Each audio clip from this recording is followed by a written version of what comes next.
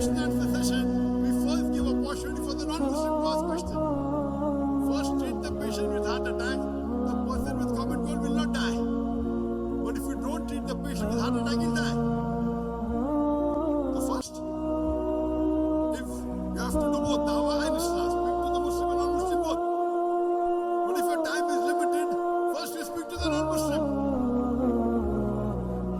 When we go to non-Muslim and when we talk to them, they say, you Muslim not following Islam, therefore we cannot talk to non-Muslim.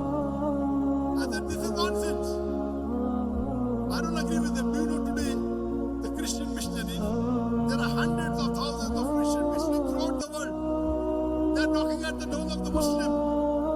And do you know, most of them, they drink alcohol. Do you drink alcohol? They drink alcohol.